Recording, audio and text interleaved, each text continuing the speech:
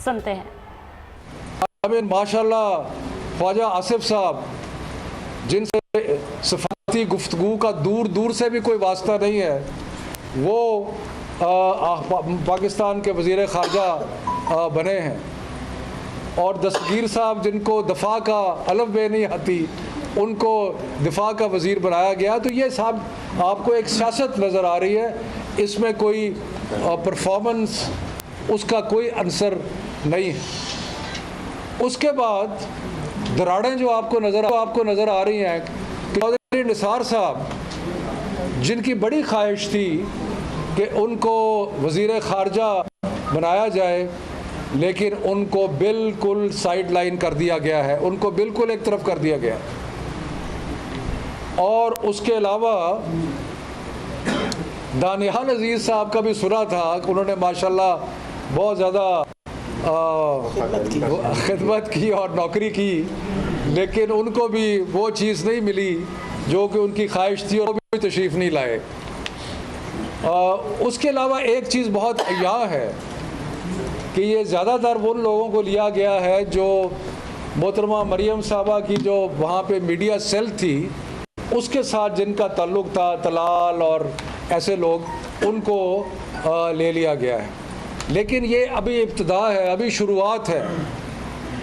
आपको नज़र आएगा अनकरीब कि इनके अंदर जो टूट फूट का अमल है वो शुरू हो चुका है, और उसकी मज़ीद शाखसाने आपको नज़र आएंगे। अभी आज पहला दिन है, कुछ लोगों ने हलफ नहीं लिया, कुछ लोगों को हलफ के लिए बुलाया नहीं, और उसके बाद अब आगे देखेंगे कि आप किस तरह ये जो टेंशन्स हैं इनके अंदर वो बाहर आती। नवाज शरीफ साहब की नाअहली के बाद हमें तवक्को थी कि उस फैसले को मन तस्लीम कर लिया जाएगा, लेकिन हम क्या देख रहे हैं कि बातें तो बहुत होती थी, हम सुप्रीम कोर्ट की बड़ी इज़्ज़त करते हैं, सुप्रीम कोर्ट का बड़ा ख्याल करते हैं, बड़ा भरम है, अदारों की हम बड़ी रिस्पेक्ट करते हैं। मुख्तलिफ उनके जो स्पोक्स पर्सन है वो बार बार आके ये कहते थे कि हम अदारों को बड़ा रिस्पेक्ट करते हैं।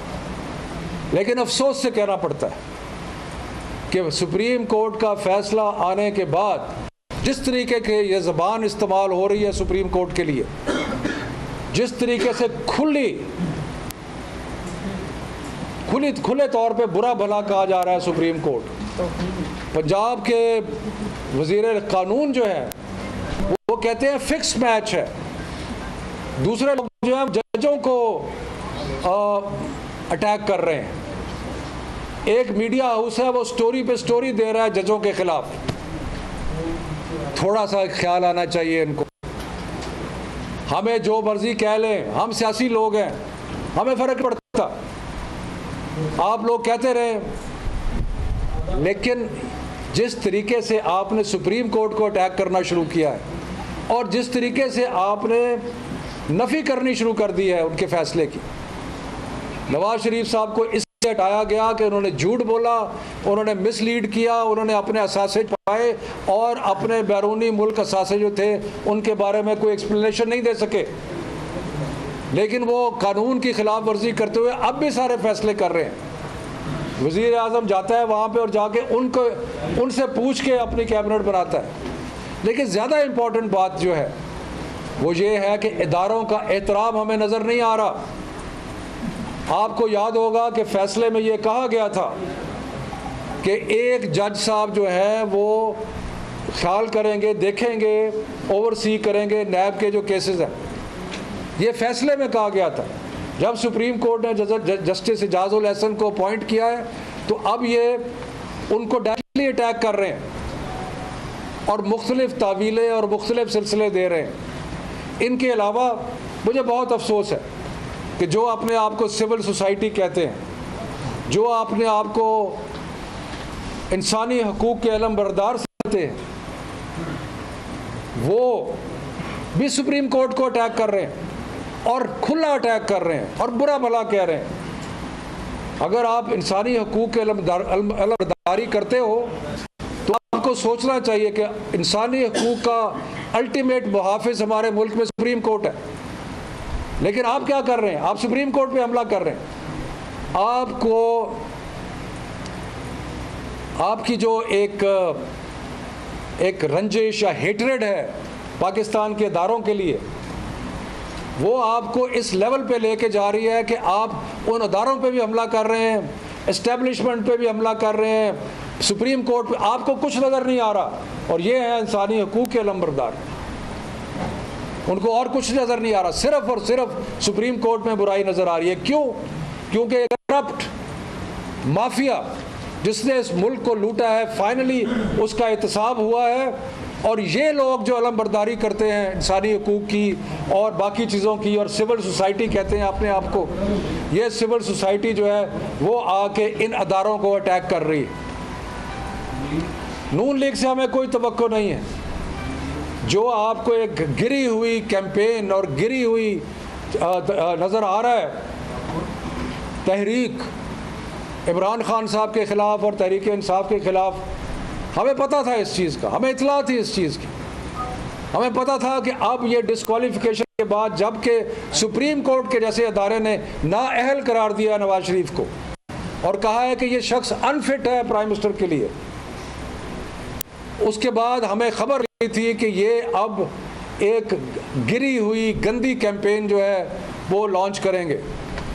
और आपको नज़र आ रहा है कि गिरी हुई और गंदी कैंपेन जो है लॉन्च होगी। उसका एक शाखसाना आपको आज असेंबली में नज़र आया, जब बार बार उठ के नए वज़ीर आज़म से लेके बाकी मेंबरान ने एक ही बात की, मुल्क में और कोई मसला नहीं है इनको बात करने के लिए, कोई एजुकेशन नज़र नहीं आता, कोई गुर्बत का नज़र नहीं आता, कोई लोगों की परेशानी और तकलीफ़ नज़र नहीं आती।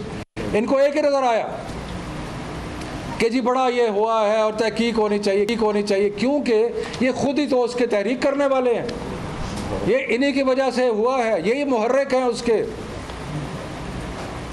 इनके पीछे इनका हाथ है। और वो आज हाथ नज़र आ गया पार्लियामेंट में।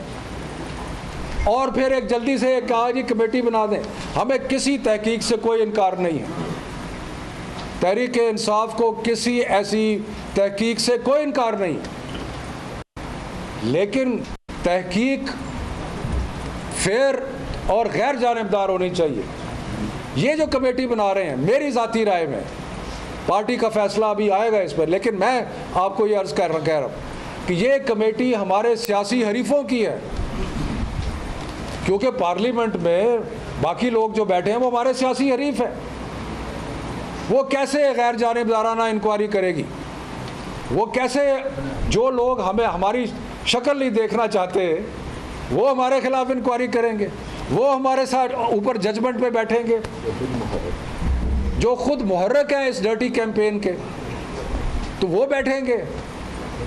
तो इसलिए ये जो पार्लिमानी कमेटी है, मैं फिर कहता हूँ, हम हर तहकीक के लिए तैयार नहीं, बल्कि हम मुतालबा करते हैं कि तहकीकात होनी चाहिए, लेकिन एक ऐसी कमेटी से जो हमारे सियासी हरीफों की कमेटी होगी, जिसका मकसद ये है कि वो हमें रीचा दिखाए, जिनका पूरा सियासी मकसद ये है, क्या वो कमेटी कुछ कर सकेगी, क्या वो फेयरली कर सकेगी? तो हम समझते हैं कि ये कमेटी जो है इसका रोल ठीक नहीं है। ये कमेटी हमारे एक गैर जानिबदार तरीके से, फेयर तरीके से आर्गूमेंट जो है वो नहीं कर सकेगी। लेकिन हमें मालूम था कि ये गंदी कैंपेन आएगी और ये आ रही है, आप सबको नज़र आ रही है, गिरी अखलाक से गिरी हुई बातें हो रही है और अभी ये ख़त्म नहीं हो, आपको आइंदा आगे भी नज़र आएंगी। इन मकसद अब मामलात को उस लेवल पे ले जाना है। हम नहीं चाहते कि मामलात इस लेवल पे जाए, हम नहीं चाहते कि सियासत कि इनको अगर अदालतों ने डिसऑनेस्ट डिक्लेयर कर दिया है और कहा है कि आपके असासे वो करप्शन से बनाए गए हैं, हम नहीं चाहते कि इस मामलात में हम एक गिरी हुई सतह पर जाएं, लेकिन ये चाहते हैं कि उस लेवल पर जाया जाए। तो मैं सिर्फ उनके लिए एक कहता हूँ, एक चीज़, अंग्रेज़ी का मुहावरा है कि जो शीशे के घर में रहते हैं उनको पत्थर नहीं फेंकने चाहिए। हम नहीं इस तरफ जाना चाहते और इंशाल्लाह हम नहीं जाएंगे, लेकिन आपका माजी भी सबको यहाँ है, आपके लीडर कराम का माजी भी सबको पता है, आपके जो काबीना के इस वक्त लोग हैं उनका भी सबको पता है। तो इसलिए बेहतर है कि इस रास्ते पे हम सफ़र ना करें और जो सियासत है उसको इस सतह पे ना लेके जाए, क्योंकि अगर सियासत इस सतह पे गई तो फिर बहुत ख़राबी होगी। और जिन इक़दार की हम बात करते हैं, जिन सियासी इक़दार की हम बात करते हैं, वो फिर सियासी इक़दार जो है आपने अब पामाल करना शुरू कर दी। इसलिए मैं आपको तंबीह करता हूँ कि कुछ थोड़े से होश के नाखून लें, ऐसी सतह पे ना लेके जाएं। ये नून लीग का पुराना वतीरा है। बेनज़ीर भुट्टो साहब के साथ, साहबा के साथ नून लीग ने ये किया। उनकी तस्वीरें फेंकी गई जहाज़ों से इस लाहौर शहर में, तकरीबन नंगी तस्वीरें उनकी फेंकी गई। हम लोग जिनकी उम्र ज़्यादा है, हमने खुद देखा कि जहाज़ों से तस्वीरें फेंकी गई। मोहतरमा नुसरत भुट्टो साहबा की तस्वीरें फेंकी गई। जो जमायमा बीबी के साथ इन्होंने किया, झूठे मुकदमे बनाए और उसकी कैरेक्टर असैसिनेशन की। उसके बाद अभी मोहतरमा शिरीन मज़ारी के साथ जिस तरह की माल की इन्होंने अदालत के अंदर, पार्लियामेंट के अंदर, वो भी आपको सब पता है। सो इनका माजी पता है हमें, ये भी पता है कि ये इनका माजी जो है अदालत के साथ इन्होंने क्या किया। लेकिन हमारा ख्याल था कि अब कुछ तो होश के नाखून लेंगे, लेकिन प्रॉब्लम इनका ये है कि वो करप्शन इनकी अब खुल गई है, लोगों को पता लग गया कि क्या लूट मार इन्होंने की है, और इसलिए अब ये ऊंचे हथकंडों पे नून लीग उतर आई। तो इसका हम भरपूर जवाब देंगे, लेकिन अब भी कहते हैं कि इस रास्ते पे ना जाए तो बेहतर होगा। उसके अलावा लाहौर का एक बाई इलेक्शन आ रहा है NA 120 में। हालात तो इनके ये हैं कि ये इनके वज़ीर आला जो अपने आप को फुर्ती और चाबुक दस्ती का एक नमूना समझते हैं, और उनका ख्याल था कि अवाम की उनके दिल में बेपनाह मोहब्बत है। आखिरी खबरें आने तक वो NA 120 के इलेक्शन से भाग चुके हैं। वो अवाम का सामना करने के लिए तैयार नहीं, और हमारी डॉक्टर यास्मीन साहबा उनका मुकाबला करने के तैयार नहीं। लेकिन और बहुत सारी चीज़ें इन्होंने करनी शुरू कर दी हैं उस हलके में भी, और उसकी तफसीलात जो है वो आपको डॉक्टर यास्मीन साहबा बताएंगी।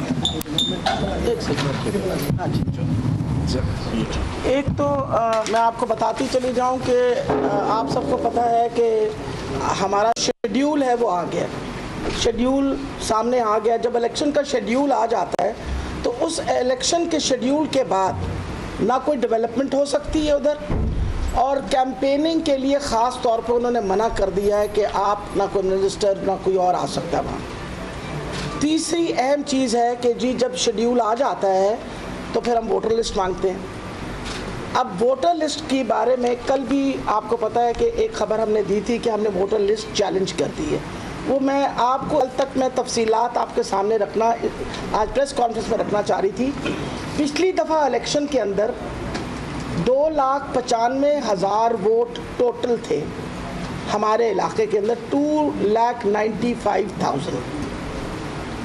हमने वोटर लिस्ट जो मांगी, और ये उसकी रसीद है कि आपको पैसे दे के मांगनी पड़ती है ना, ये उसकी रसीद है।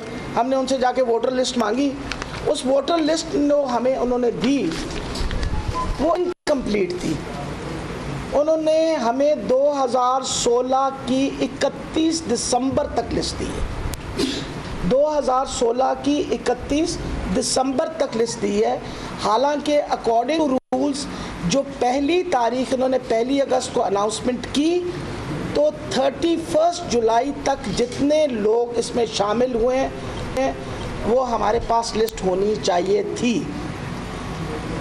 डिस्ट्रिक्ट इलेक्शन कमिश्नर ने जो लिस्ट दी उसमें 3,25,653 वोट उन्होंने दिए हैं 31 दिसंबर तक। इसके मुताबिक 3 साल के अंदर 30,000 वोट बढ़ी।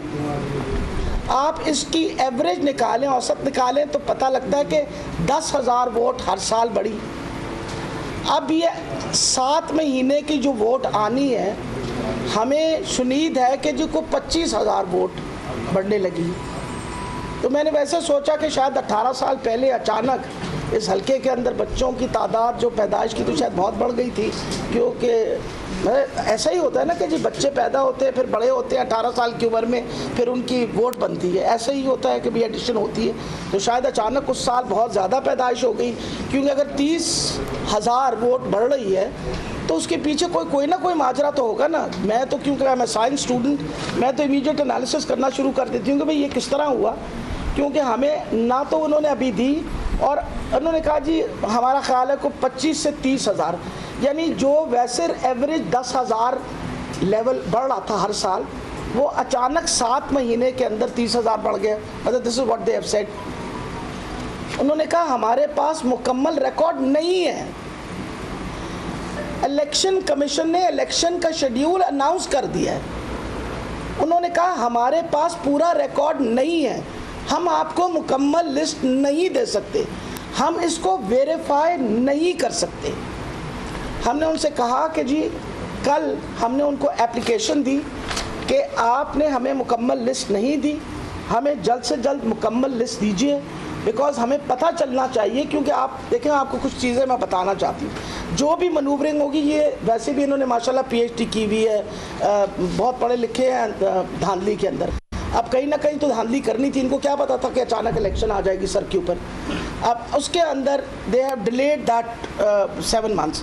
उस 7 मंथ्स के अंदर प्रॉब्लम ये हुई है कि जब आप ये ब्लॉक कोड्स जो हैं ऑलरेडी बने हुए हैं, ब्लॉक कोड्स बने हुए हैं, जब आप इसमें 30,000 बंदे ऐड करेंगे तो ब्लॉक कोड तब्दील होंगे। लेकिन जब आप 30,000 बंदे ऐड करेंगे तो ब्लॉक कोड मज़ीद तब्दील होंगे। फिर वो तब्दीली आएगी कि जी उनको तो सब खबर होगी और हम क्योंकि अपोजिशन में बैठे हुए हैं, हमें कुछ पता नहीं चलेगा और हम फिर गली गली और वो टकरे मारते फिरेंगे कि हमें बताओ भाई ये वोटर लिस्ट क्या है। तो मैं आपको ये बता रही हूँ, प्री पोल रिगिंग माशाल्लाह खूब धड़ल्ले से शुरू हो गई है। क्योंकि अगर वोटर लिस्ट जिसके बेस पे हमने सारी इलेक्शन लड़नी है वो ही नाकिस हो, तो आप बता दीजिए कि हम किस तरह लड़ेंगे। फिर दूसरी बात, मुसलसल ये कहा जा रहा है बायोमेट्रिक्स है, आप लोगों ने भी सुना होगा बायोमेट्रिक्स है। फिर ये कहते हैं जी आधा बायोमेट्रिक होगा, आधा मैनुअल होगा, या पता नहीं मैनुअल होगा। इलेक्शन को आज 6 हफ्ते रह गए। 6 हफ्ते के अंदर अगर बायोमेट्रिक होना है तो आप किस तरह लोगों को बताएंगे बायोमेट्रिक होना है? मतलब people have to be educated, people have to be trained. ये एक नया तरीका आना है और नया तरीका आप यहाँ इस्तेमाल करने लगे हैं, तो फिर उसकी प्रॉपर तैयारी करवाएंगे आप लोगों की, कैसे लोगों को समझ आएगी? तो ये मैं आपको इसलिए बता रही हूँ। फिर अगर आपने आधी बायोमेट्रिक की और आधी मैनुअल की, the result will be biased. हमें तो नहीं पता ना कि किस तरह का result, how will it be balanced then.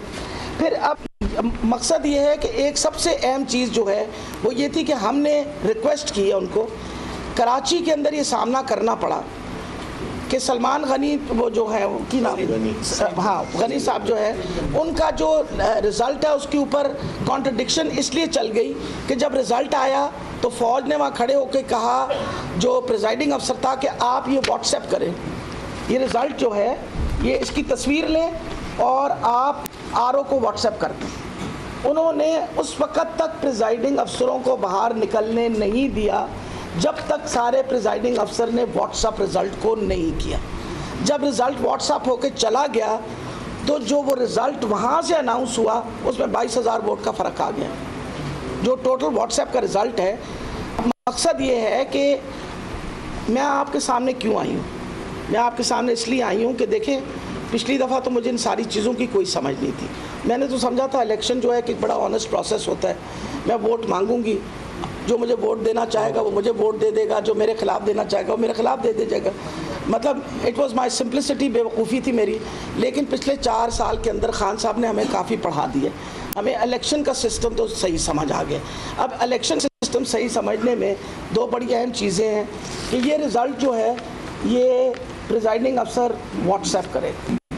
और मैं आपको ये बता दूं, ये सारी बातें मैं आपके सामने इसलिए रख रही हूँ कि जिस तरह मीडिया ने एक बहुत अहम रोल प्ले किया है पनामा लीक्स के अंदर। आप लोगों का बहुत अहम रोल था। आज पनामा लीक्स के ऊपर एक सिटिंग प्राइम मिनिस्टर का घर जाना जो था, इसमें अगर हमने शोर मचाया तो इसमें 80% क्रेडिट मैं मीडिया को इसलिए देती कि अगर मैं बाहर शोर मचाती रहती और सारी दुनिया को मेरे शोर करना पता चलता तो बात ही ना चलती आगे। ये तो आप लोगों ने हमारा शोर पहुंचाया, इसलिए मैं आपसे ये रिक्वेस्ट करना चाहती हूँ, आप लोगों ने हमें मदद की कि हम पाकिस्तान के अंदर इंसाफ और अदल का बोलबाला करें। इंसाफ अदल अब हुक्मरान के लिए और गरीब आदमी के लिए बराबर हो गया है। कटहरे में दोनों खड़े होंगे और आपके सामने खड़े हुए और फिर घर भी गए, और अभी नैब के अंदर सारा परफॉर्मेंस। हम चाहते हैं कि आपके फसादत से हम आपको हर चीज़ एक एक जी मैं बताने लगी हैं जी। हाँ जी, मैं आपको अब मैं आपको ये बता रही हूँ, मैं आपको हर चीज़ साथ साथ इसलिए बताती चली जाऊँगी कि हम चाहते हैं कि वो फाइनल लिस्ट जो है वो आपके सामने हम रखें और हमें पता चले। इसमें बहुत सारी इस वक्त है, आप लिस्ट देते हैं तो आपको बताना चाहिए कि कितने लोग फॉप हो गए हैं, कितने डिलीट हो गए हैं, कोई ऐसी इन्फॉर्मेशन नहीं। फिर दूसरी बात है प्री पोल रिगिंग का आलम देखिए क्या है। वो नवाज शरीफ जिसने कौम का पैसा लूटा, अपने बाहर बड़े बड़े महल्लात खड़े किए, अपने बच्चों की तिजोरियां भरी, उस नवाज शरीफ साहब को प्रोटेक्ट करने के लिए, क्योंकि वो सफ़र करने लगे ना, मरी से वो सफ़र करके लाहौर आने लगे, तो आपके और मेरे पैसे से उनको बाकायदा प्रोटेक्ट किया जाएगा। और एक करप्ट आदमी के लिए 8000 पुलिस तो सिर्फ यहाँ तैनात हुई। आपने ये सारी खबर सुन ली है ना जी, ये मेरे और आपके पैसे से। Why does he deserve that? मतलब क्या है, उनको ये ख़तरा है कि लोग उनको मारेंगे? मतलब अगर उनका ये ख़तरा है कि लोग उनको मारेंगे तो उनको खामोशी से और जहाज़ में उड़ के यहाँ खामोशी से घर आ जाना चाहिए। No, he is doing a pre poll rigging. क्योंकि वो कहाँ से आ रहे हैं? वो आएंगे रावी के पुल से, रावी के पुल से फिर वो गुजरेंगे कहाँ से? हल्का 120। फिर वो दाता दरबार पे सलाम करेंगे। दाता दरबार कहाँ है? हल्का 120 में। और आपके सारा वो जो कहते हैं ना, हमने कोई प्री पोल रिगिंग नहीं करनी, हमने कुछ नहीं करना, वो सारे वो जो उनके गुलामाना ज़हनियत के सारे मिनिस्टर हैं, वो सलाम करते हुए वहाँ से गुजरेंगे, ब्रेकिंग ऑल प्रोटोकॉल। ये सारी चीज़ें आपको पता होनी चाहिए, these are going to happen. और फिर सबसे बड़ी बात है, उनको फ़िज़ाइया प्रोटेक्शन भी दी जा रही है। यानी ये नहीं सिर्फ कि आप ज़मीन पे जो चल रही है, उनको फ़िज़ा पे भी प्रोटेक्शन दी जाएगी कि पता नहीं फ़िज़ा से किसी ने बम मार देना या क्या कर देना। थर्ड इम्पॉर्टेंट इशू, आपको पता है कि मीडिया सेल वहाँ से शिफ्ट होके पंजाब आ गया, लाहौर। और लाहौर में जहाँ मीडिया सेल आया, मरियम बीबी जो हैं वो इंचार्ज है उस मीडिया सेल की। On what basis? The media cell is run on government money, हुकूमत के पैसों पे रन होती है। उसके जितने लोग मुलाजमीन हैं वो हमारे टैक्स पेयर के पैसों से तनख्वाह लेते हैं। तो उसको मुझे अभी तक समझ नहीं आई कि how is Mariam Nawaz going to run it. यानी उनको इतना ख़तरा पड़ गया, मुझे एक खातून से, मुझ मस्कीन से बंदे से इतना ख़तरा पड़ गया कि पहले तो शहबाज शरीफ ने कहा मैं नहीं लड़ता, फिर उन्होंने कहा जी अब शायद कुलसूम बीबी आएंगी, उन्होंने शायद कहा मैं भी नहीं लड़ने लगी। अभी तो उनका कैंडिडेट कोई डिसाइड नहीं हुआ। फिर उसके बाद उन्होंने कहा कि नवाज़ शरीफ साहब को फुल पॉम्प एंड शो के साथ कि जी नून लीग अभी ज़िंदा है, उसका दिखाने का ड्रामा पूरे करेंगे। फिर आप मीडिया सेल करके यहाँ आप हमारे कैंपेन के ख़िलाफ़ एक मीडिया स्ट्रैटेजी। तो मैं इन सारी चीज़ों पे आपके सामने भी अपने एतराज़ात जो हैं उनका बता रही हूँ, और हम कल इसके बारे में एप्लीकेशन भी दायर करेंगे। एक एप्लीकेशन हम ऑलरेडी लिस्ट के ऊपर दायर कर चुके हैं, लेकिन इस तरह के जो काम हैं इनके ऊपर भी हम एप्लीकेशन दायर कर रहे हैं। अच्छा शब्द साहब, ये बताइएगा कि आयशा पुलिस के मामले में कमेटी बनाई, उसको तो आपने मुस्तरद कर दिया। आप किस तरह से समझते हैं कि शफाफ तहकीकात हो सकती हैं? क्या कमीशन को बनना चाहिए या जेल के वगैरह को बनने चाहिए? देखिए, फॉर्म जो है वो तय हो सकती है, लेकिन एक जो असूल है उसके ऊपर तो कोई दो राय नहीं हो सकती ना। असूल ये है कि जब भी कोई किसी किस्म की तहकीकात हो तो वो गैर जानिबदाराना होनी चाहिए, मुनसिफाना होनी चाहिए, और उसके करने वाले ऐसे लोग हों जो किसी तरफ उनका झुकाव नहीं है। पार्लियामेंट्री कमेटी में जहाँ रूलिंग पार्टी की अक्सरियत होगी, जहाँ हमारे बाकी सियासी हरीफ जो है वो सारे बैठे होंगे, तो वो मुझे आप खुद बताएं कि किस तरह एक पार्लियामेंट्री कमेटी एक ऐसे मामलात में जिसमें तकरीबन एक लिहाज से कानूनी तौर पे देखना पड़ेगा उसको, वो कैसे कर सकती है। तो इसलिए मैं ये कह रहा हूँ कि बिल्कुल तहकीकात होनी चाहिए, लेकिन कानून के और इंसाफ के सारे तकाजे पूरे करके इंशाल्लाह।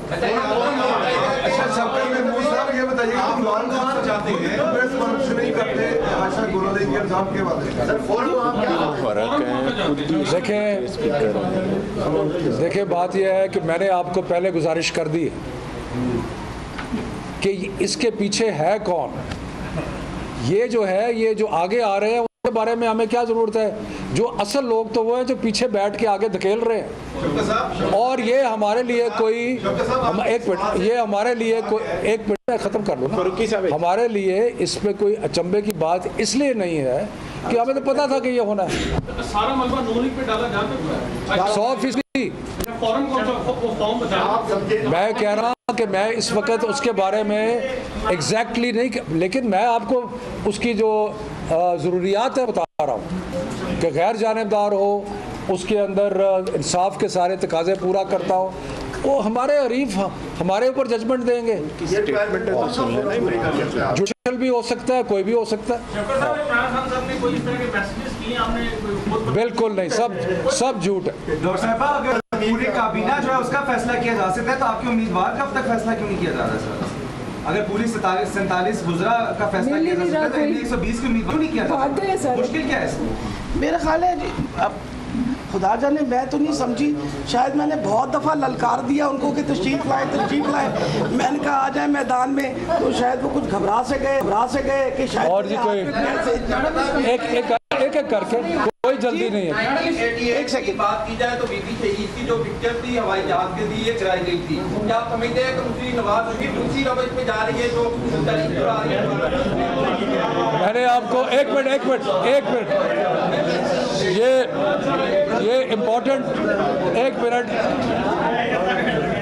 ये इम्पोर्टेंट सवाल इसलिए है कि जब आप किसी के किरदार का अंदाज़ा लगाते हैं तो आप उनका माजी देखते हैं। मैंने आपको माजी की सिर्फ 4 मिसालें दे दी हैं, और भी मिसालें हैं, लेकिन 4 आपको मिसालें दी हैं कि मोहतरमा बेनज़ीर भुट्टो शहीद के साथ क्या किया, मोहतरमा बेगम नुसरत भुट्टो साहबा के साथ क्या किया, जमाइमा साहबा के साथ क्या किया, शीरीन मज़ारी के साथ क्या किया, और अगर आप कहेंगे तो हम आपको और मिसालें भी दे देंगे। ये है इनका तारीख़ी रिकॉर्ड। इसलिए मैं सिर्फ इनको ये कह रहा हूँ कि इस किस्म की चीज़ें ना करें, और सियासत को, क्योंकि आपको मुंह की खानी पड़ी है, क्योंकि अदालत ने आपके ख़िलाफ़ और आपके लीडर को नाअहल करार दिया, तो इसका मतलब नहीं है कि सियासत को एक निचली सतह पर ले जाए। जी फारूकी साहब, ये जो आप मामला कह रहे हैं कि किरदार खुशी वाला है, दूसरे को ऊपर कीचड़ उछालने वाला, ये सिलसिला आप कहते हैं कि PMLN ने शुरू किया, लेकिन हकीकत ये है कि उन्होंने शुरू किया, आपने भी इसको आगे बढ़ाया। आपने भी शरीफ फैमिली के बारे में सोशल मीडिया के ऊपर PTI की तरफ से इस किस्म की कैंपेन हमने देखी, और उसका ये जवाब आया है कि आपके ऊपर एक काउंटर अटैक हुआ है। आप इस मसले का हल क्या तजवीज़ करते हैं? क्या आपको करना चाहिए कि आप पर्सनलाइज किस्म की ये जो एक कैंपेन चलती है, पॉलिटिक्स होती है, आप उनको इस पर बैठकर कोई ज़ाब्ता अपना तैयार सवाल कर रहे हैं या आप मुझे बता रहे हैं कि क्या करना चाहिए हमें? सवाल कर रहे हैं ना आप, सवाल का क्या इस पर बारे भी आप मैं गुजारिश कर रहा हूँ ना, मैं गुजारिश कर रहा हूँ कि हम इस चीज़ की मुकम्मल नफ़ी करते हैं कि हमने कभी अखलाक से गिरी हुई इस किस्म की कैंपेन की हो, लेकिन इनका ट्रैक रिकॉर्ड है अखलाक से गिरी हुई कैंपेन्स करने का। और ये जो अब आपको सारा कुछ नज़र आ रहा है, ये इसके पीछे ये लोग हैं, उसके पीछे इन्होंने बहुत कुछ और मुहर्रिकात इसमें शामिल है। मैं एक बात कहना नहीं चाहता, लेकिन इसमें बड़ी बड़ी खेल हो रही है। लेकिन मैं सिर्फ उनको ये कह रहा हूँ कि इस सतह पर ना जाए, क्योंकि फिर सियासत अगर इस सतह पर जाएगी तो फिर अगर आप पत्थर मारेंगे तो पत्थर का जवाब फिर ईंट से आएगा। तो ये ना करें तो बेहतर है। डॉक्टर साहब ये बताएं कि डॉक्टर साहब जी। आप ये बताएं कि क्या आप इस इलेक्शन के लिए बाकी सियासी जमातों के पास जा रहे हैं कि मिलकर जो है वो आपको सपोर्ट करें और आप एक मजबूत ताकत के साथ उतरें? और देखिए जी, मेरी ये पार्टी का डिसीजन होगा। खान साहब आ रहे हैं कुछ चंद दिनों के अंदर, और चंद दिनों के बाद उन्होंने आके बैठ के सारों के साथ सलाह मशवरा करके जिस तरह वो मुनासिब समझेंगे, मुझे तो उन्होंने कहा इलेक्शन लड़ने, तो मैं तो लड़ने को तैयार हुई भी हूँ, बाकी डिसीजन वो लेंगे। सत्ता साहब ये बताइएगा, इधर एक मिनट यार, आपने पहले यूं साहब अपोजिशन अपना कोई मुस्तकिल उम्मीदवार नहीं ला सकी वज़ीर आज़म का, वो कहते हैं दूसरी जमातें कि खान साहब ने हुजूर में फैसला किया, शेख रशीद साहब को ले आए, हमसे रब्ता नहीं किया, तो कहते हैं अपोजिशन के मुतहद होने में खान साहब रुकावट हैं। देखिए, हर सियासी जमात के अपने मैनिफेस्टो होता है, अपने अहदाफ होते हैं। हमारी एक सोच है, हम करप्शन के ख़िलाफ़ जंग कर रहे हैं, हम अपोजिशन की इत्तेहाद की खातिर उन लोगों के साथ नहीं बैठ सकते जो करप्शन का मंबा है, जो करप्शन के मीनार हैं, उनके साथ कैसे बैठे हम? अगर हम कैंपेन करप्शन के ख़िलाफ़ कर रहे हैं और बैठे जाके उनके साथ जो करप्शन के मीनार हैं, तो ये ज़रा मुश्किल काम है। मेहदी साहब कोई एक, हाँ जी के गवर्नमेंट जो है वो खान साहब का भी ऐसा लग रहा था प्रोग्राम में कि वो टूटने जा रही है, वैसा बहुत लग रहा है। समझ रहे हैं कि केपी के गवर्नमेंट टूटने जा रही है? इंशाल्लाह दुश्मन के मज़मूम अज़ाइम जो है वो कामयाब नहीं होंगे। बहुत मेहरबानी, शुक्रिया।